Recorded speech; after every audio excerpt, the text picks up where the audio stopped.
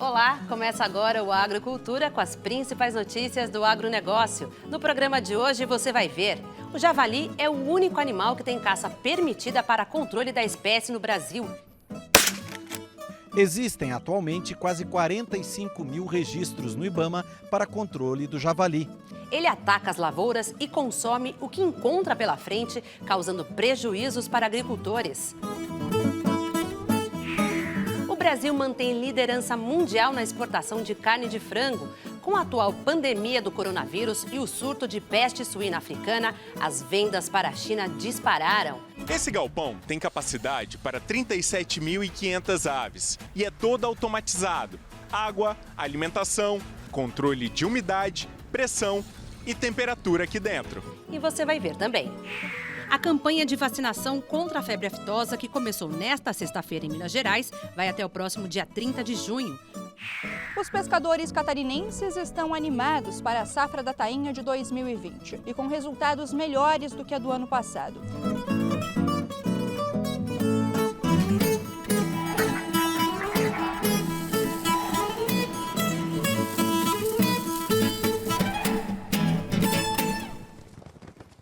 O Brasil é o maior exportador de carne de frango do mundo. Em 2019, foram vendidas para o exterior mais de 4 milhões e 200 mil toneladas. Os principais compradores são chineses, japoneses e árabes. Hoje vamos mostrar como é a cadeia do frango de corte no Brasil, do incubatório à mesa do consumidor. O milagre da vida em 21 dias.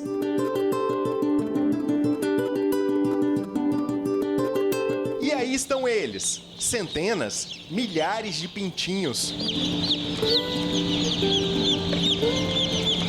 Tudo começa no incubatório, nas Montanhas Capixabas.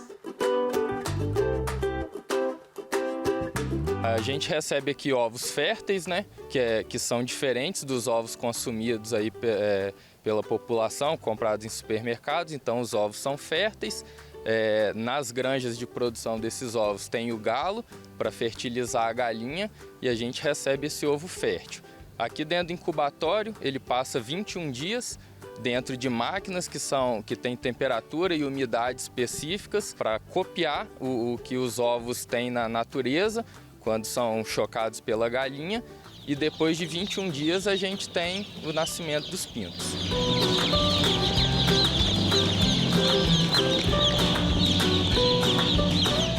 Dentro, o cuidado com a saúde dos pintinhos é primordial e logo depois que nascem, eles seguem direto para a granja e esse transporte não pode demorar muito.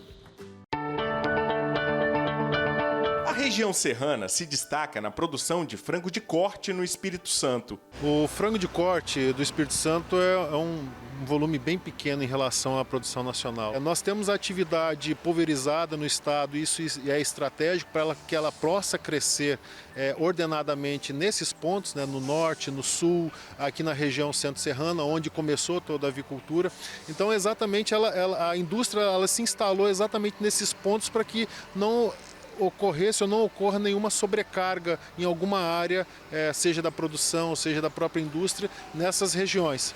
Mas ela cresce de uma maneira uniforme e com um padrão final que é um frango de qualidade e, diga-se de passagem, um frango com uma qualidade muito boa, que é o do frango capixaba. Estamos em Conceição do Castelo, na localidade de Santa Luzia. Viemos conhecer a propriedade do Paulo e da Márcia. Eles são engenheiros e trocaram o trabalho na cidade pelo campo. A gente queria trazer a família unida de novo, porque o Paulo trabalhava embarcado e a gente tinha muito problema em casa com o nosso filho, que ele adoecia toda vez que ele embarcava. Então a gente queria voltar com a nossa família. E como nós somos engenheiros, isso dentro da cidade de Vitória estava muito difícil da gente conseguir trabalhar no mesmo nicho ali, bem pertinho. E eu tinha essa propriedade herdada e a gente pensou, vamos investir para poder a gente tentar tocar o nosso negócio de maneira própria, ou seja, deixar de ser empregado e ser empregador. Em 2 galpões, eles criam 75 mil frangos com alta tecnologia.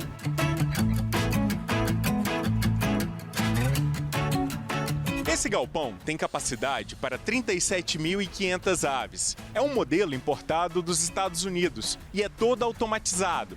Água, alimentação, há também controle de umidade, pressão e temperatura aqui dentro. O investimento de R$ 1.600.000 teve parte financiado pelo Banco de Desenvolvimento do Espírito Santo, o BANDES.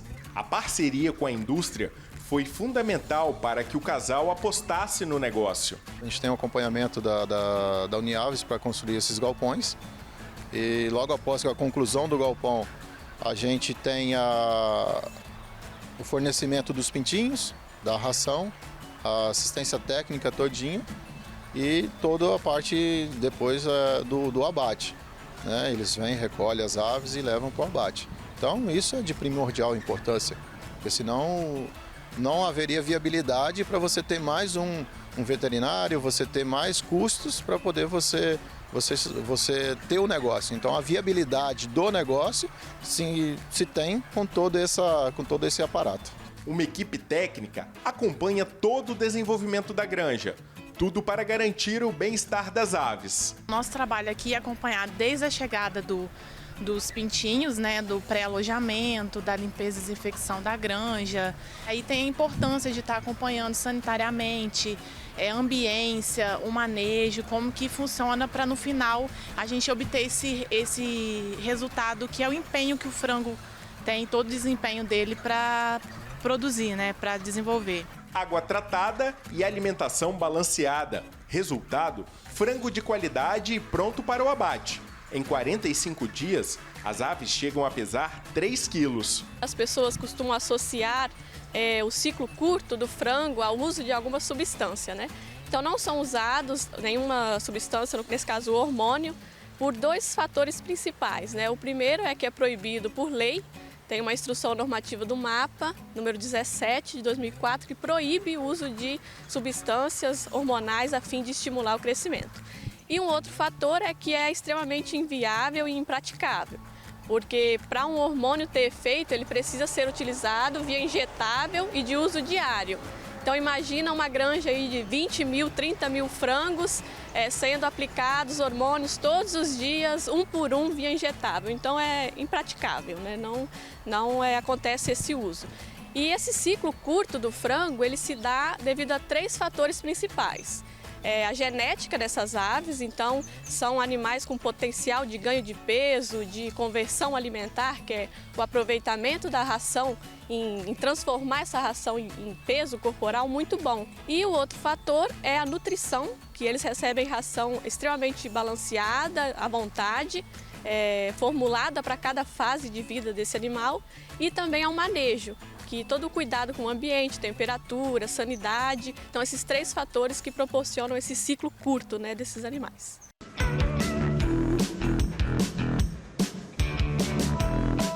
Todo aquele cuidado na granja reflete aqui, na indústria. Este frigorífico, inaugurado em 2009 em Castelo, no sul do Espírito Santo, abate 95 mil aves por dia e compete no mercado capixaba com gigantes do setor. Nosso foco é produzir e atender o estado do Espírito Santo. Isso faz com que a gente consiga competir com quem está fora do estado, né? A nossa grande vantagem é o produto fresquinho, né? Nós produzimos hoje e essa semana mesmo pode estar na sua casa, na casa do nosso consumidor, produto fresquinho. Ele viaja muito pouquinho para chegar até a casa do nosso consumidor principal, que é o consumidor capixaba. Essa força conquistada no Espírito Santo se deve à nova forma de trabalho da indústria com o produtor. Ele tem a garantia de fornecimento. Isso é algo assim muito importante para o produtor e sem a necessidade de ter investimento em capital de giro que fica todo por conta da empresa. Aqui vemos o trabalho social da avicultura. Todos os 860 empregados do frigorífico são da região. são mais de 30 mil postos de trabalho diretos e indiretos, né? Existem outros setores que são beneficiados com a nossa atividade, que principalmente relacionados à agricultura, né? Através do fornecimento do adubo orgânico, do esterco, né?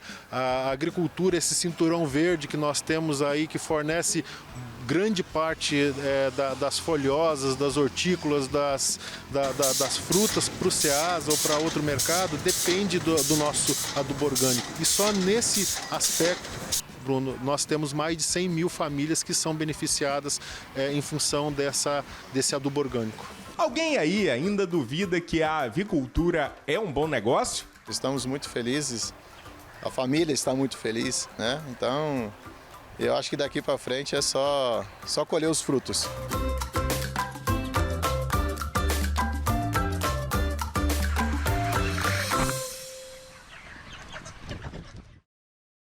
Você vai ver daqui a pouco. Javali ataca lavouras e causa prejuízos para agricultores. E a seguir, as notícias do campo desta semana. O Conselho Monetário Nacional aprovou esta semana medidas para flexibilizar ações relacionadas ao crédito rural. Nós voltamos já.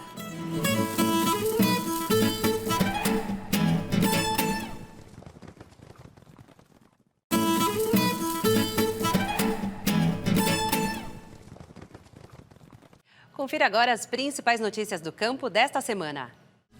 Os pescadores catarinenses estão animados para a safra da tainha de 2020. Eles esperam que ela seja positiva e com resultados melhores do que a do ano passado. Em 2019, de acordo com a Federação dos Pescadores de Santa Catarina, a safra ficou abaixo do esperado. No entanto, disseram que não pode ser considerada uma das piores dos últimos anos. Isso porque os peixes ficaram distribuídos pelo litoral catarinense e assim todos os pescadores conseguiram pescar. Neste ano, a pesca, claro, vai ser um pouco diferente. Isso porque estamos em meio à pandemia do novo coronavírus. Por isso, os pescadores devem seguir uma série de recomendações e tomar todos os cuidados para evitar a propagação e a contaminação pela Covid-19. No sul do estado, a Polícia Militar Ambiental, junto com a Guarda Municipal, vai estar fiscalizando os locais de pesca para evitar aglomerações. Mesmo receosos com a situação do novo coronavírus, os pescadores esperam ter uma safra bastante proveitosa para este ano. Aqui em Rondônia, em razão da pandemia do novo coronavírus, a Agência de Defesa Sanitária Idaron deve começar a atender os produtores rurais que criam bovinos e bubalinos que precisam realizar a declaração de seus rebanhos através das plataformas digitais. Isso porque a vacinação contra a febre aftosa, que geralmente acontecia em abril, será retirada do estado a partir deste ano, em razão do status sanitário livre da doença que Rondônia alcançou em 2003. Mas o marco não extingue a obrigatoriedade de que os produtores declarem a quantidade e o trânsito dos animais. Essa facilidade para que o produtor faça sua declaração é para garantir que o produtor não haja necessidade de sair de casa. O produtor tem que se familiarizar com o site, onde vai ser a principal plataforma de declaração, onde estarão disponíveis tanto o formulário para declaração, quanto os tutoriais para que o produtor consiga realizar a declaração da melhor forma possível. Os produtores têm de 1º a 31 de maio para realizar o procedimento. O Ministério da Agricultura suspendeu a vacinação contra a febre aftosa no Rio Grande do Sul e nos estados do Acre, Rondônia, em alguns municípios dos estados do Amazonas e Mato Grosso. A vacinação só poderá ser utilizada como medida sanitária e para outras finalidades específicas do Programa Nacional de Erradicação e Prevenção da Febre Aftosa. A expectativa é o reconhecimento desses estados pela Organização Mundial para a Saúde Animal como zonas livres de febre aftosa sem vacinação em maio de 2021. Uma das exigências para atingir esta meta é a suspensão da vacinação contra a febre aftosa e a proibição de ingresso de animais vacinados por pelo menos 12 meses. A campanha de vacinação contra a febre aftosa, que começou nesta sexta-feira em Minas Gerais, vai até o próximo dia 30 de junho. Com isso, os produtores rurais terão 2 meses para imunizar bovinos e bubalinos. Por causa da Covid-19, o Instituto Mineiro de Agropecuária vai receber as declarações de vacinação até o dia 10 de julho. A A imunização do rebanho é obrigatória e necessária para Minas Gerais manter o reconhecimento internacional de zona livre com vacinação. O produtor que não vacinar os animais está sujeito a multa em torno de R$ 93 por animal. 85 mil famílias de agricultores familiares, além de 12.500 entidades e 11 milhões de famílias em vulnerabilidade social, vão ser beneficiadas com produtos comprados por meio do Programa de Aquisição de Alimentos. Esta semana foram destinados ao programa R$500 milhão. Agricultores, cooperativas e associações vendem produtos para órgãos públicos e os alimentos são destinados a pessoas em situação de insegurança alimentar e nutricional e também à rede pública de ensino. O Ministério da Agricultura registrou esta semana mais 16 produtos técnicos para uso na formulação de defensivos agrícolas. Nenhum deles estará disponível para compra pelos agricultores. Eles têm alto grau de pureza e concentração de ingrediente ativo.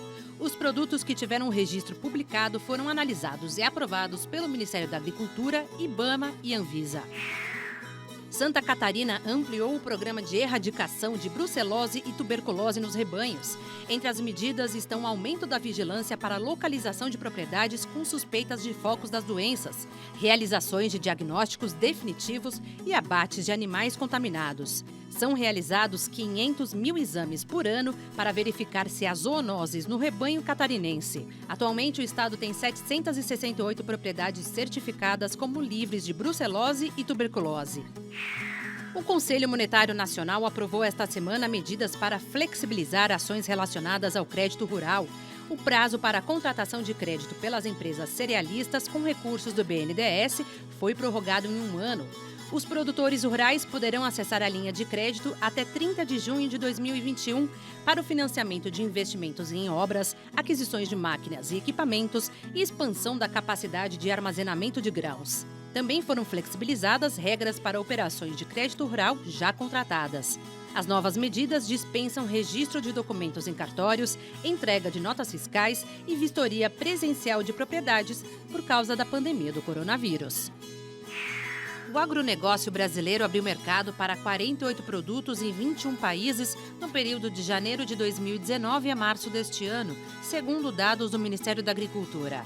Entre eles estão Índia, gergelim e carnes de frango, México, arroz beneficiado, Indonésia e Kuwait, carne bovina, China, miúdos de suíno, melão e produtos lácteos, como leite em pó e queijo. Peru, farinha de subprodutos de aves, Argentina, carne de rã, embriões bovinos e sêmen suíno, Arábia Saudita, castanha do Brasil e Estados Unidos, reabertura de mercado para exportação de carne bovina in natura. Você vai ver a seguir, o javali, considerado praga para a agricultura, é o único animal que tem abate permitido para controle da espécie no Brasil. A gente volta já.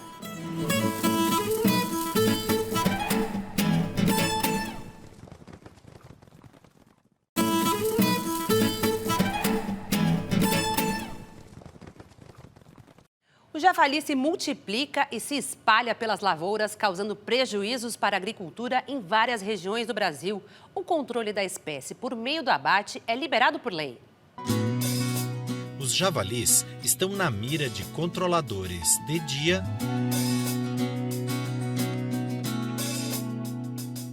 e de noite.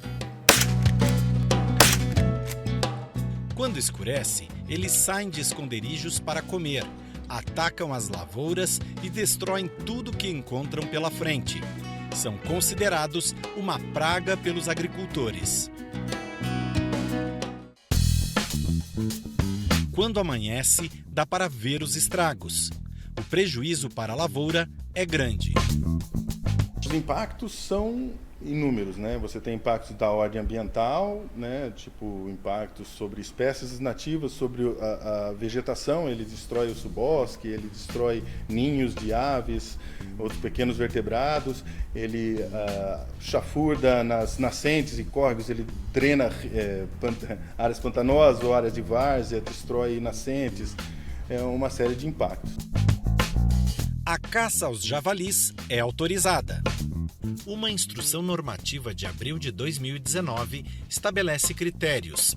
É permitida a utilização de cães de caça, de armas brancas e de fogo registradas junto ao Exército na categoria caçador, atirador ou colecionador, e a captura também pode ser feita com o uso de armadilhas. É proibido o transporte do javali vivo, por isso o abate deve ser feito no local da captura. O número de javalis abatidos cresceu. Em 2003, quando o controle passou a ser permitido, foram 1.345.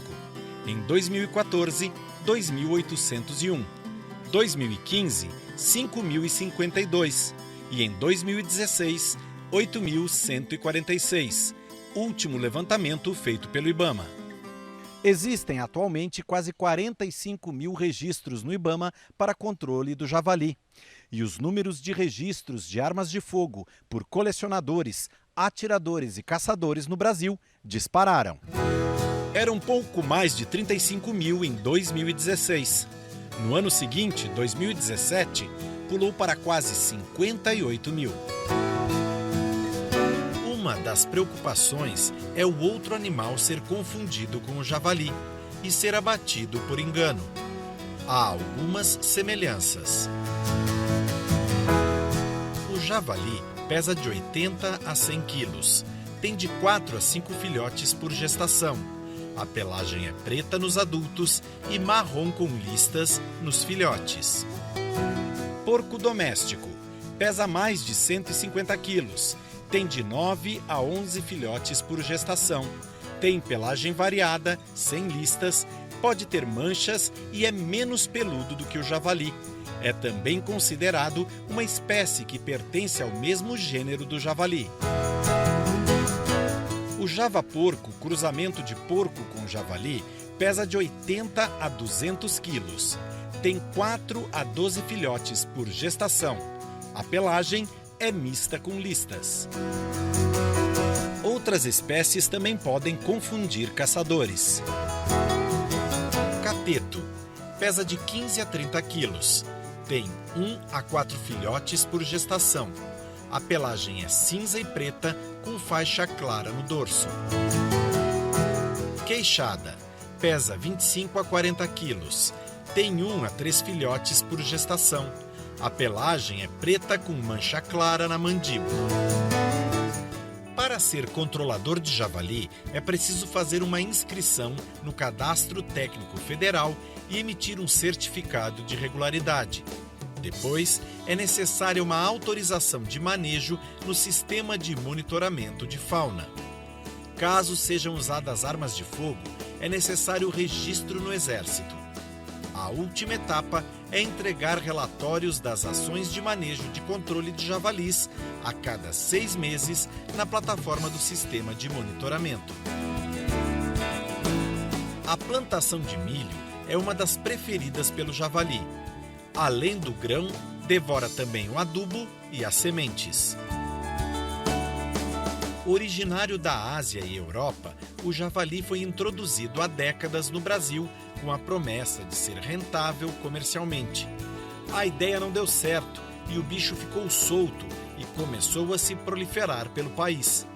Uma versão é de que a decisão do IBAMA contra a importação e criação de javalis em 1998 levou criadores a soltarem o animal intencionalmente. O javali percorre até 70 km por dia, o que dificulta o mapeamento e o controle. Segundo o IBAMA, há registros de javalis em 15 estados brasileiros. A agressividade e facilidade de adaptação e a ausência de predadores naturais aumentam os impactos ambientais e socioeconômicos. A questão sanitária, ele é um reservatório de série de doenças que podem transmitir para as populações, tanto de animais domésticos, né, os ovinos, suínos e bovinos, e aí tem a questão de saúde pública também, né, porque ele pode trazer doenças para a gente, pode trazer carne contaminada, porque ele acaba sendo manejado, consumido, então é uma série de problemas e que nem sempre são equalizados, cada local tem a sua característica, né? E os impactos na agricultura, né? Que são os que mais chamam a atenção pelo impacto econômico imediato.